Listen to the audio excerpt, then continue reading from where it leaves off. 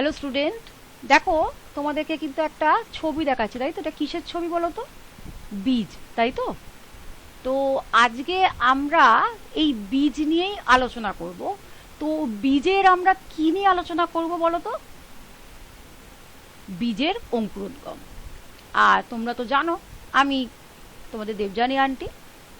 তো তো চলো, এই যে বীজ নিয়ে আমাদের এই বীজের অঙ্কুরোদ্গম সম্পর্কে আমরা একটুখানি জানি, কাকে বলে সমস্ত কিছু। তো তার আগে একটু পুরনো কিছু জিনিস আমরা একটু রিভিশন দিই। দেখো তোমরা জীব সম্পর্কে যখন পড়েছিলে, একদম জীবের মধ্যে তোমরা জানো জীবের মধ্যে কারা কারা ছিল? প্রাণী আর উদ্ভিদ, তাই তো? তো প্রাণীর কিছু বৈশিষ্ট্য কি কি পেয়েছিলে না? পুষ্টি আর বৃদ্ধি হয়, তাই তো? জন্ম মৃত্যু আছে, অঙ্গ প্রত্যঙ্গ সঞ্চালনের মাধ্যমে স্থান পরিবর্তন করে। এটা এটা মানে কি, এই যে হাত পা নেড়ে নেড়ে আমরা কি একটা জায়গা থেকে একটা যাই, এটা প্রত্যেকটা প্রাণীই হয়। উত্তেজনায় সাড়া দেওয়া, এই যে আমি আমাদের মানুষ দিয়ে বলছি, মনে করো যদি চিমটি কাটা হয় তাহলে তুমি কি করবে? হাত সরিয়ে নেবে বা পাটা সরিয়ে নেবে। যেমন কেন্নকে যদি কাঠি দিয়ে খোঁচা দাও, সে কি করছে? গুটিয়ে যাচ্ছে। তাই হচ্ছে উত্তেজনায় সাড়া দেওয়া, এটা প্রাণীর কিন্তু একটা বৈশিষ্ট্য। আর হচ্ছে বংশবৃদ্ধি। এই বংশবৃদ্ধি ব্যাপারটা কি না, যে প্রাণী সেই ধরনেরই প্রাণী আবার আর পরবর্তী আর কি জন্ম নেওয়া।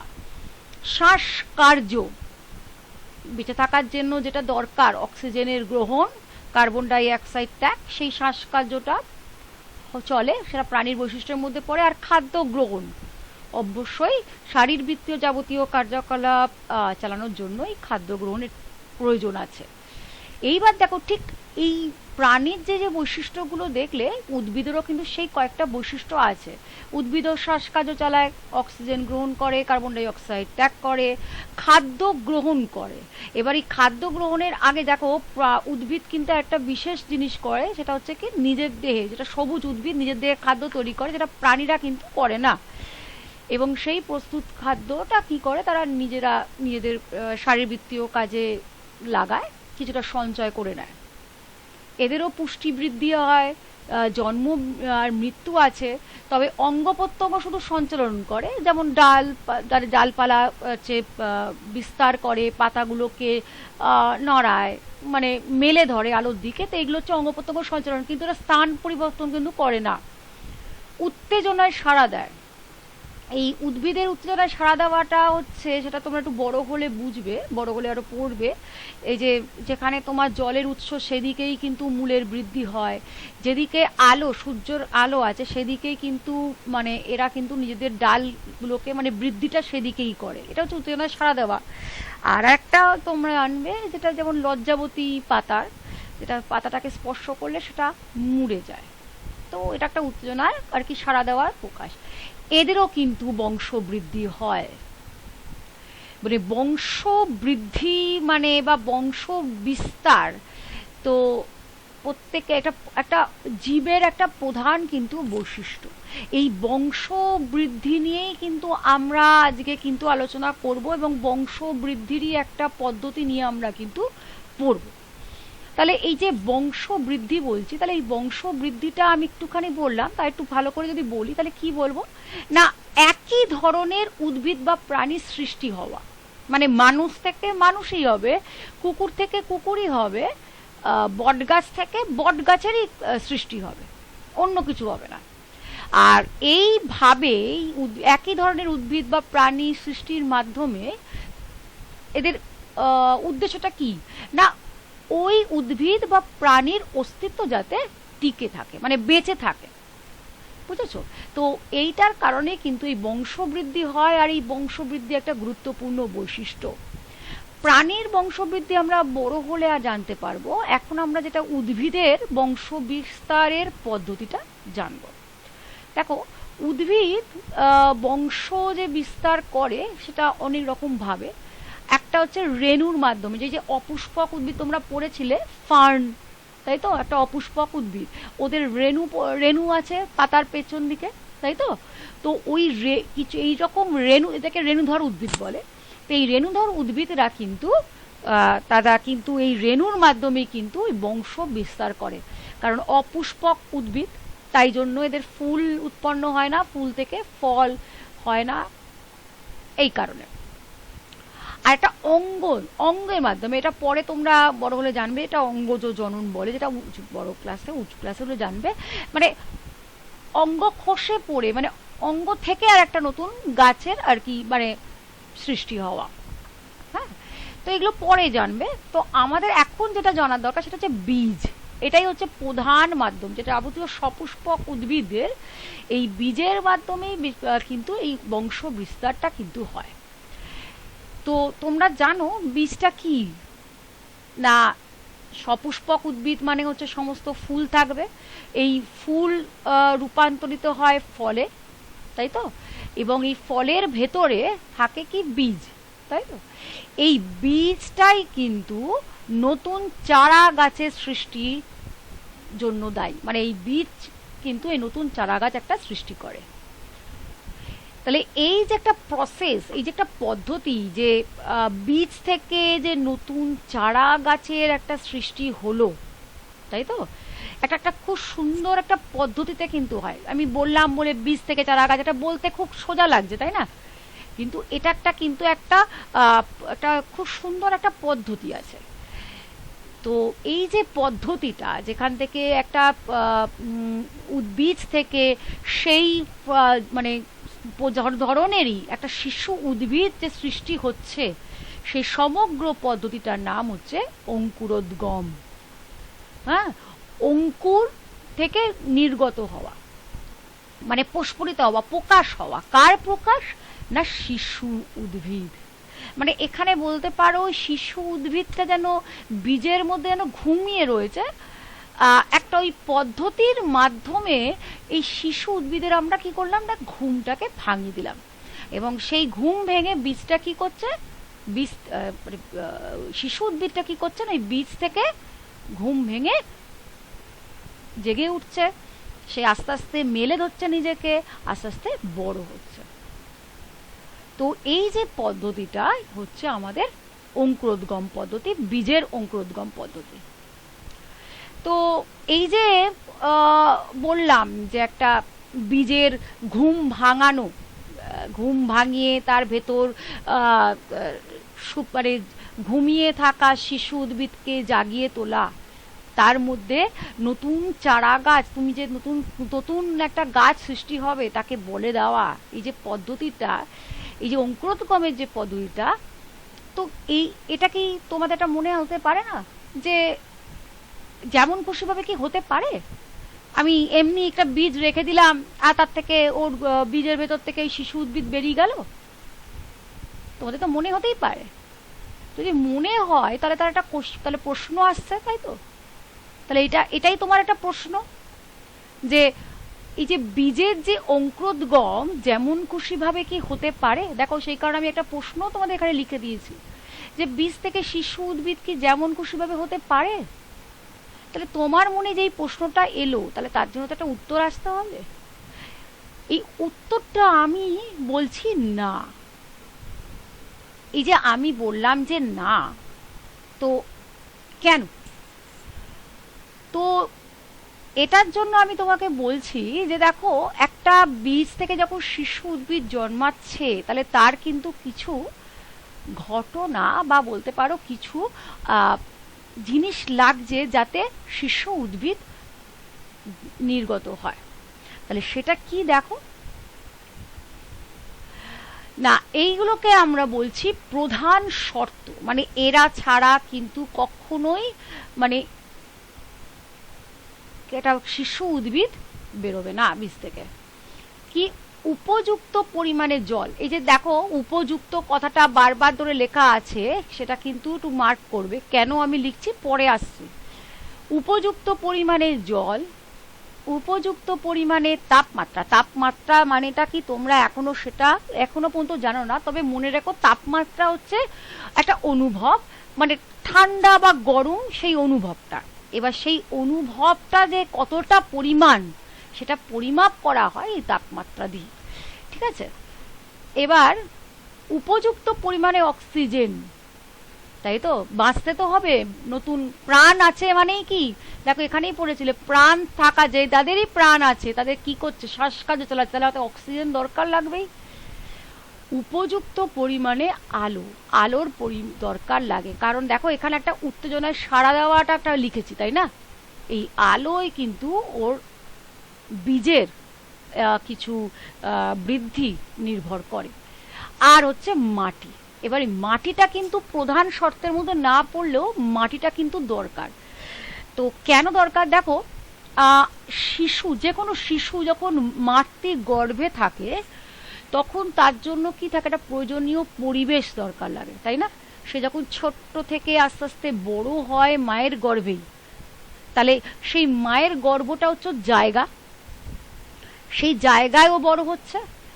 এই মাটিটা হচ্ছে ঠিক সেই জায়গা, বীজ থেকে যে শিশু উদ্ভিদ তৈরি হবে সেই জায়গাটা হচ্ছে এই মাটি। এই মাটির মধ্যেই বেশিরভাগটাই আর কি তোমার হয়, মাটি ছাড়াও সম্ভব হয়, কিন্তু বেশিরভাগ উদ্ভিদ কিন্তু এই মাটিতে কিন্তু এই অঙ্কুরোদ্গমের প্রক্রিয়াটা খুব ভালো হয়।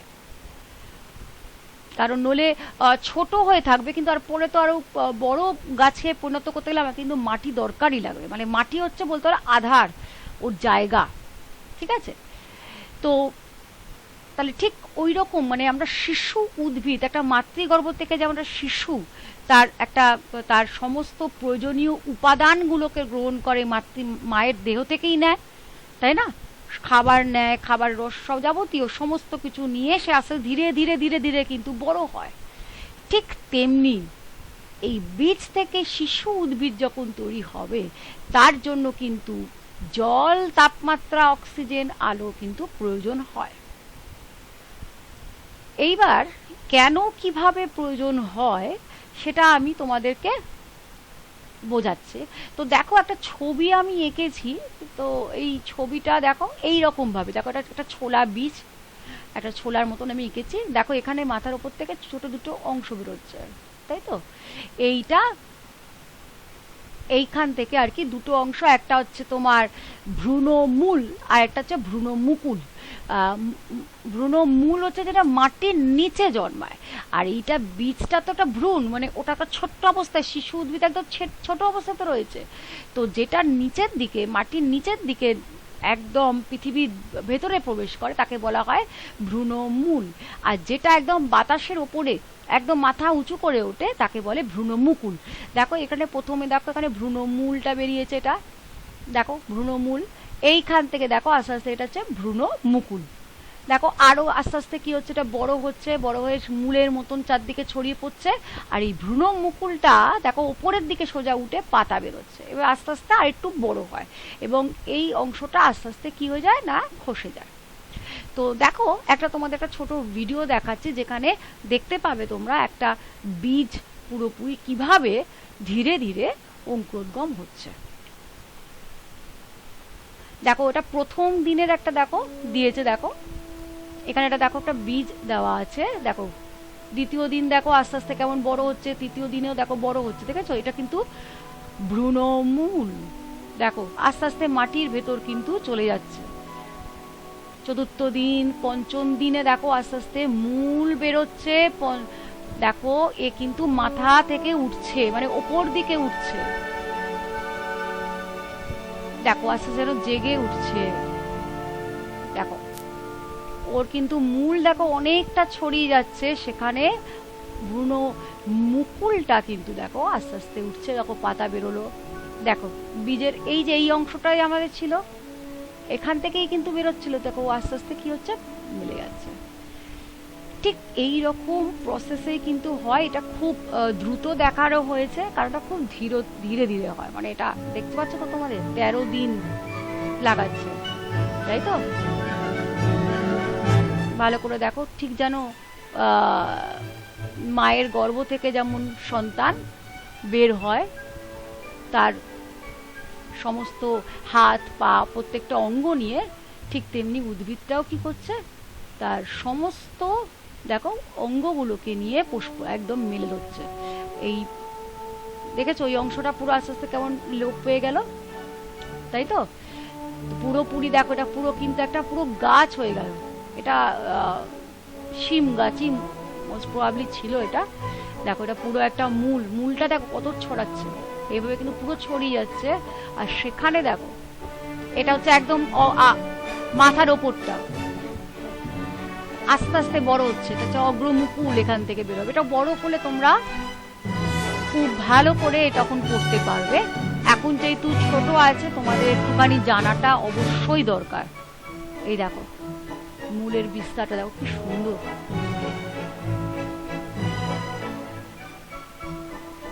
মানে এটা কিন্তু আর কি খুব দ্রুত দেখানো হয়েছে, দ্রুত কিন্তু এতটা হয় না, খুব ধীরে ধীরেই জিনিসগুলো কিন্তু হয়। এরকম বৃদ্ধি আমাদের মাতৃগর্ভেও কিন্তু হয়। প্রথমে একটা ছোট্ট একটা গোল অংশ থাকে, তারপরে মায়ের গর্ভে ধীরে ধীরে শিশু কিন্তু বড় হয়, হাত পা তার গজায়, সমস্ত অঙ্গ বিকশিত হয়, তারপর সময় অনুসারে কিন্তু বেরিয়ে হয়। এর প্রত্যেকটা কিন্তু জিনিসেরই কিন্তু সময় আছে, ঠিক আছে? তাহলে এটা দেখলে আমরা, তো এটা দেখা গেল, এটা দেখলে তোমরা একটু বুঝলে। তো এই যে বললাম যে এই জল, তাপমাত্রা, যে অক্সিজেন, আলো, এদের প্রধান যে শর্ত বললাম, তো কেন, কিসের জন্য? দেখো জলটা ভীষণ গুরুত্বপূর্ণ, কারণ এই যে যখন বীজ, এই যে বীজটা কিন্তু, বীজ থেকে যে ভ্রূণমূল বা ভ্রূণমুকুল একটা সময় পর যে বেরোচ্ছে, সেটা কিন্তু শুকনো অবস্থায় কিন্তু তাকে কিন্তু বেরোচ্ছে না। তাকে জাগানোর জন্য কিন্তু আমাকে দরকার কিন্তু এই জলটা।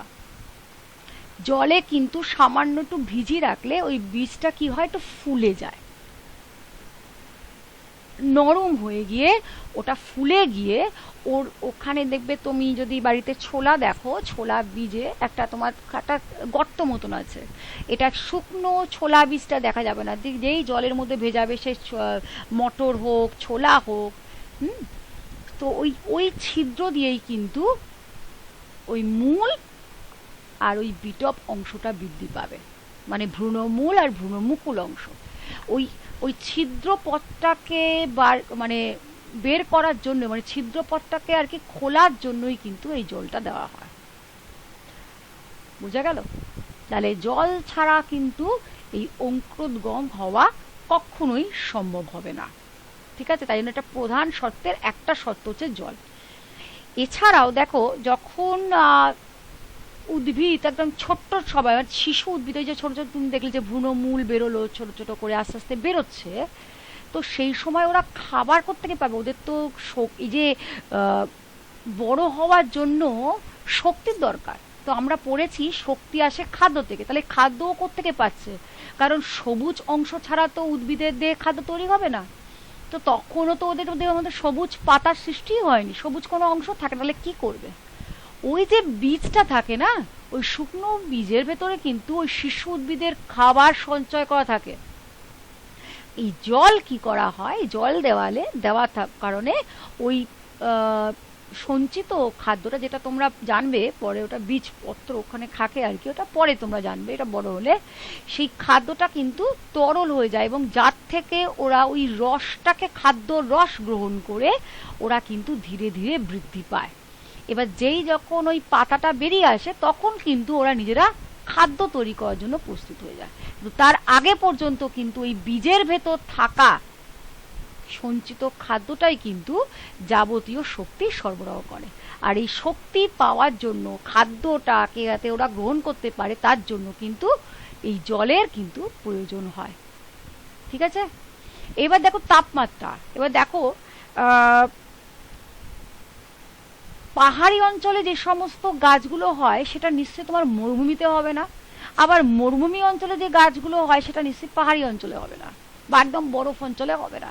কেন না? তাপমাত্রার একটা কিন্তু প্রভাব আছে, কারণ তাপমাত্রার উপর নির্ভর করে কিন্তু বীজটা কিন্তু তার থেকে শিশু উদ্ভিদ বের করার, ওই প্রকাশ করার আর কি প্রক্রিয়াটা শুরু করতে পারে। তো একটা প্রত্যেকটা উদ্ভিদের যে তার বীজের অঙ্কুরোদ্গমের জন্য কিন্তু একটা নির্দিষ্ট তাপমাত্রা থাকে। সে কোন পরিবেশে আর কি অঙ্কুরিত হবে, সে ঠান্ডা না গরম, সেটা কিন্তু ভীষণভাবে কিন্তু একটা কি প্রভাব বিস্তার করে। তাই জন্য তাপমাত্রা কিন্তু আর একটা শর্ত। এবার দেখো অক্সিজেন। আচ্ছা, যেই বীজ থেকে মানে তোমার ওই ভ্রূণমূল বলো বা ভ্রূণমুকুল বেরোলো, তার মানে কি প্রাণ সৃষ্টি হলো। তো তাহলে আমরা এটাও পড়েছি প্রত্যেকটা জীব, জীবে মানে তো প্রাণের অস্তিত্ব আছে, তাহলে জীবের কি শ্বাস কার্য চালাবে। তাহলে প্রত্যেকটা জীবের ধর্ম হচ্ছে শ্বাসকার্য চালানো। তাহলে শ্বাসকার্যের জন্য অক্সিজেন প্রয়োজন। আর এই অক্সিজেন তোমরা পড়েছো, অক্সিজেন কি করে, খাদ্য থেকে শক্তির মুক্তি ঘটায় এবং সেই শক্তিকে কি করে না বিভিন্ন কাজে লাগাতে সাহায্য করে, তাই তো। তাহলে এখানে একটা ছোট্ট বীজ থেকে যে শিশু উদ্ভিদ তৈরি হবে, তার জন্য একটা শক্তির বিশাল প্রয়োজন হয়। তাহলে সেই শক্তিটাকে উৎপন্ন করবে কিভাবে না, ওই বীজের মধ্যে যে সঞ্চিত খাদ্য থাকে, যেটা তরল জল দিয়ে তরল করা হলো, তাই তো, জল দিয়ে তরল করা হলো, যেটা শিশু উদ্ভিদ গ্রহণ করে, সেই গ্রহণ করার পর এবার শ্বাসকার্যে অক্সিজেন যে গৃহীত হলো, তার মাধ্যমে শক্তি উৎপন্ন হলো এবং তার ফলে সেই শক্তিটাকে কাজে লাগালো কি, কিসে কাজে লাগালো না আস্তে আস্তে বড় হতে, যাতে ও তার মানে মূল বেড়ে যায়, মাটির নিচে চলে যায়, আর একটা ভ্রূণমুকুল আস্তে আস্তে বাতাসের ওপরে মেলে ধরে আস্তে আস্তে পুরো ডানা পাতা আস্তে আস্তে কি হয় বের করে পড়ে। তাহলে অক্সিজেন হচ্ছে আর একটা প্রধান শর্ত। এবার আর একটা শর্ত হচ্ছে কি না আলো। এটা কিন্তু ভীষণ দরকারি, কারণ একটা সূর্যালোকের উপর না থাকলে, মানে আলো যদি না থাকে, তাহলে কিন্তু সব রকমের বীজ অঙ্কুরিত হতে পারে না। তাই আলোর উপস্থিতি ভীষণভাবে প্রয়োজনীয় বীজের অঙ্কুরোদ্গমে। তাই আর একটা গুরুত্বপূর্ণ শর্ত হচ্ছে কি না আলো। তাহলে এই যে আমরা শর্তগুলো যে বললাম, তাহলে এই শর্তগুলোর প্রয়োজনীয়তা কোন কোন ক্ষেত্রে, তাহলে সেইটা আমরা বুঝতে পারলাম। তো দেখো, এই যে আমি বললাম যে জল, তাপমাত্রা, অক্সিজেন, আলো ভীষণ প্রয়োজনীয়, আমি বললাম বলে তোমরা কি বিশ্বাস করবে? তো এর জন্য তো নিশ্চয়ই একটা কোনো পরীক্ষা করা দরকার না। সত্যি কি আমি ঠিক বলছি না ভুল করছি, না সত্যি কি এই শর্তগুলো ছাড়া অঙ্কুরোদ্গম হবেই না বীজের? তো তার জন্য কিন্তু একটা পরীক্ষা আছে, সেটা তোমাদের বইতে আছে। দেখো কি পরীক্ষাটা, দেখো এখানে আমি পরীক্ষাটার জন্য আমি কিছু জিনিস নিয়েছি, সেগুলোকে উপকরণ বলছি। কি উপকরণ? দেখো, একটা বিকার। বিকার মানে হচ্ছে কাঁচের একটা পাত্র, হ্যাঁ, সেটাকে বিকার বলা হয়। একটা সরু কাঠ, পিচবোর্ডও নিতে পারো, হ্যাঁ, বা ওই তোমার কাঠের যে স্কেল সেটাও নিতে পারো। আচ্ছা, 3টে ছোলা বীজ আমি নিয়েছি। দেখো, 3টে ছোলা বীজ, সুস্থ সবল, মানে পোকা ধরা যেন না হয়। 3টে আলপিন নেওয়া হয়েছে, আর জল নেওয়া হয়েছে। সেটা তো এখানে তো দেখা যাবে না, জলটা তো একটা পাত্রে রাখতে হবে, তো ওই মুখে বলছি এই বিকারের মধ্যে জল দিতে হবে, তাই জলটা দরকার। তাহলে এই গেল হচ্ছে পরীক্ষাটার জন্য উপকরণ। এইবার দেখো এর কিছু ধাপ আছে। কি না, এই যে আমি যে পিচবোর্ডটাকে নিয়েছিলাম আর ছোলার বীজ আর আলপিন নিচে কি করেছি দেখো, এই পিচবোর্ডটার একদম মাপ করে সমান দূরত্বেই ছোলা বীজগুলো আলপিন দিয়ে কি করেছি আটকে দিয়েছি। আর মোমের একটু প্রলেপ দেওয়া হয়েছে, যাতে জল যেন কাঠটা না শুষে না, তাহলে সমস্ত জল যেন বীজগুলো পায়, সেই জন্য আমি কি করেছি না এগুলোতে একটু মোম ঘষে দিয়েছি। মোম কি করে না জলটাকে আটকে দিতে দেয়। ঠিক আছে, এবার দেখো দ্বিতীয় ধাপটা কি করছি না, এই বিকারটা যে নিয়েছিলাম কাঁচের বিকারটা, তার মধ্যে ওই বীজগুলো সমান জায়গাতে লাগানো 3টে বীজকে আমি কি করছি না এভাবে রেখে দিলাম। দেখো, প্রথম বীজ, দ্বিতীয় বীজ, তৃতীয় বীজ। ঠিক আছে, এইবারে এই বিকারের মধ্যে আমি জল ঢালছি। বললাম না জল প্রয়োজন হবে বিকারে রাখার জন্য, তো জলটাকে কেমন ভাবে রাখছি, ঢালছি কিভাবে না, এই যে দ্বিতীয় বীজটা যাতে হাফ টুকুনি জলে ডুবে থাকে, আর তৃতীয় যে বীজটা একদম নিচের যে বীজটা একদম যেন জলের মধ্যে পুরো ডুবে থাকে, আর এই প্রথম বীজটা যেন কোনোভাবে জল না থাকে, একদম বাইরে থাকে। এই রকম ভাবে কিন্তু আমি এই বিকারের মধ্যে জল ঢেলেছি। ঠিক আছে, দেখো এখানে হাফ টুকুনি অবধি রাখা হয়েছে। ঠিক আছে, আর দেখো এখানে আমি একটুখানি সূর্য পরিবেশ দেখিয়েছি। তো এই পরিবেশটা মানে হচ্ছে যে আলো বাতাস যুক্ত স্থান, মানে যেখানে খোলামেলা বাতাস আসছে, বাতাস মানে ওই অক্সিজেনটা নিতে পারবে, আলো মানে সূর্য আলোটা পাবে। তো এরকম একটা সুন্দর আলো বাতাস যুক্ত স্থানে আমি রেখে দিয়েছি। তাহলে এইটা গেল পুরো প্রসেসটা। ঠিক আছে, এইবার এই অবস্থাতে রেখে দেওয়ার পর ঠিক 2 দিন পর কিছু দেখতে পাবো। কি দেখতে পাবো বলো তো? এইটা দেখো, এটা প্রথম বীজটা ছিল, এটা দ্বিতীয় বীজ, এটা তৃতীয় বীজ, তাই তো? এই যে প্রথম বীজটায় তুমি দেখবে কোনো কিছু কিন্তু এই যে এরকম দেখো গর্ত মতন থাকে, হ্যাঁ, তো এটা থেকে কিচ্ছু বেরোয়নি, মানে অঙ্কুরিত হয়নি। ঠিক আছে, একদম নিচে যে বীজটা দেখো জলের মধ্যে যেটা ঢুকেছিল একদম, এটা একটু জল পেয়ে ফুলে আছে, কিন্তু এখান থেকেও তেমন ভাবে কোনো অঙ্কুর বেরোয়নি, মানে সামান্য একটু বেরিয়ে আর কিছু হয়নি। ঠিক আছে, মানে বলতে পারি এটা অঙ্কুরিতই হয়নি। কিন্তু এই যে হাফ জলে ডুবে থাকা অবস্থা আর হাফ বাতাসে আছে, যেটা মানে অর্ধেক জলে অর্ধেক বাতাসে থাকা এই যে বীজটা, সেটা কিন্তু খুব ভালোই স্ফীত হয়েছে। আর এই যে এই গর্ত মতন অংশ থেকে দুটো অংশ বেরিয়েছে। এই যে নিচের দিকে যেটা নেমে যাচ্ছে এটাকে আমরা কি বলছি? ভ্রূণমূল। এটাই আস্তে আস্তে কিন্তু একটা বড় মূলে পরিণত হবে, প্রধান মূল, যেটা পরে বড় হলে পড়ব। আর এই যে ভ্রূণমুকুল, যার থেকে ছোট ছোট পাতা টাতা বেরিয়েছে ছোলার, হ্যাঁ, তো এটাই একটা বড় গাছে পরিণত হবে। এবং দেখো ওটা ওপরের দিকে বাতাসের দিকে। তো তাহলে 3 রকমের বীজের আমি মানে পরিস্থিতি দেখলাম। কেন, কিসের জন্য হয়েছিল? দেখো ওই প্রথম বীজটা একদম কি খোলা বাতাসে ছিল, তাই তো? আলো বাতাস যুক্ত স্থানে ছিল, তার মানে আলো পেয়েছে বাতাসও পেয়েছে। তাহলে পায়নিটা কি বলতো? ও তো জল পায়নি।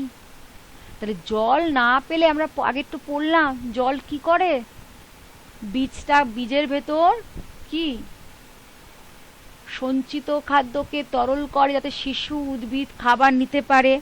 আর একটা কি পড়লাম না, এই যে শুকনো বীজটাকে ভিজিয়ে দিয়ে এই যাতে এখান থেকে কি করতে পারে, ভ্রূণমুকুল বেরোতে পারে, মানে অঙ্কুরিত হতে পারে। তার তো হয়নি, জলই নেই, তো আর হবে কি?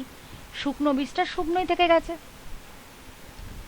এবার দেখো একদম নিচের বীজটা, এ তো পুরো জলের মধ্যে ডুবে রয়েছে, তাহলে কেন অঙ্কুরিত হলো না? বলছে জলের মধ্যে যত মানে জলটা পুরোপুরি ভাবে পেলেও আলো তো সেরকম ভাবে পায়নি। আর জলের মধ্যে যেটুকুনি বাতাস ছিল মানে অক্সিজেন ছিল সেইটুকুনিও নিতে পেরেছে, কিন্তু তারপর তো আর নাই, খোলা জায়গাতে তো নেই যে অক্সিজেনটা নেবে। জলে যেইটুকুনি অক্সিজেন দ্রবীভূত ছিল মানে মিশে ছিল সেইটুকুনি অক্সিজেনও নিয়েছে, কিন্তু পুরোটা তো নিতে পারেনি ওর অঙ্কুরিত হওয়ার জন্য। তো জল পুরোপুরি ভাবে পেলেও বাতাস আর আলো পায়নি। বাতাস মানে এখানে অক্সিজেনের কথা বলা হচ্ছে। তাহলে দেখো, তাহলে দুটো শর্ত পেল, দুটো শর্ত ফুলফিল হয়নি, তাই জন্য কিন্তু অঙ্কুরিত হয়নি।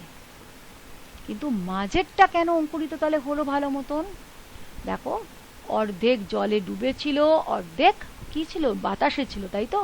তার মানে পরিমাণ মতন কিন্তু জল পেয়েছে, বাতাস পেয়েছে অর্থাৎ অক্সিজেন পেয়েছে, আর পরিবেশ থেকে আলো পেয়েছে, এবং সব কিছু কিন্তু কি পেয়েছে, পরিমাণ মতন। এই পরিমাণ মতন পেয়েছে বলেই এই মাঝের ছোলা বীজটা একটা অঙ্কুরিত হতে পেরেছে।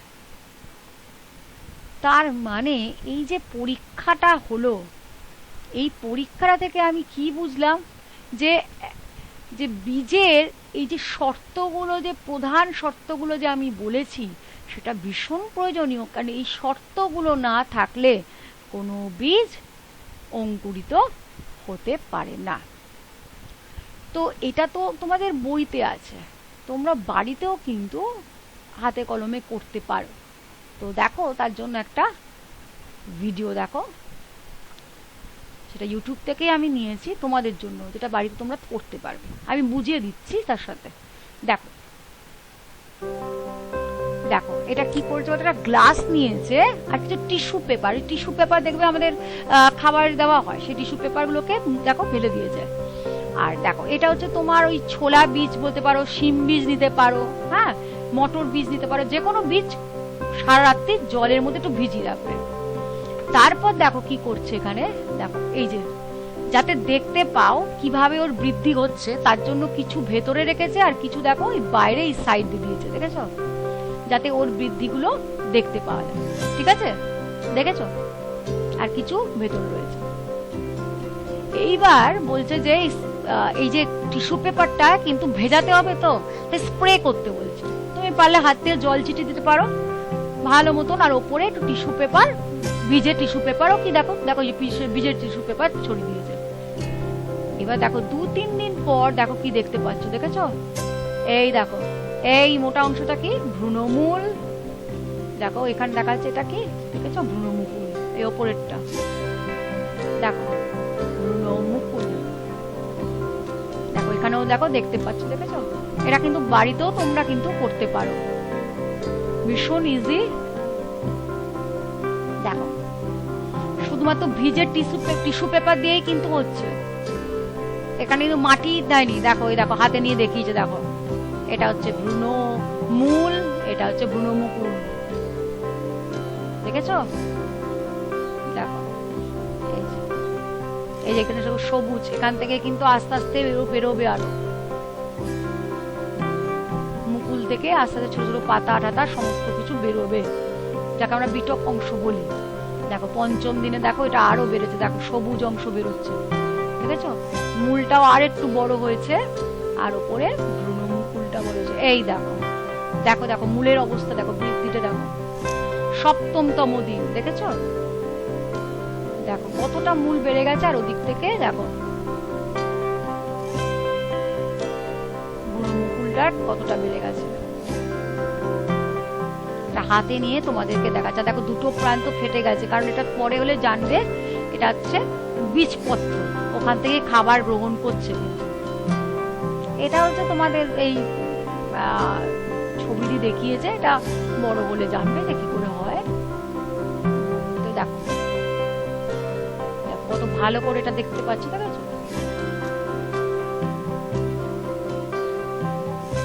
আরো বেড়ে গেছে। এইভাবে কিন্তু হবে এইটা। দেখো এখানে তোমার ওই সেম জিনিসটাকেই মাটিতে বসিয়ে দেখিয়েছে, যে মাটিতে কি করে হয়, মাটিতে তো দেখতে পাবে না, তাই জন্য মানে তোমাদের চোখের সামনে তো দেখা যাবে না, সেজন্য টিস্যু পেপারে তোমাদেরকে দেখাচ্ছে যে কি করে ভ্রূণমূল আর ভ্রূণমুকুল বেরোলো।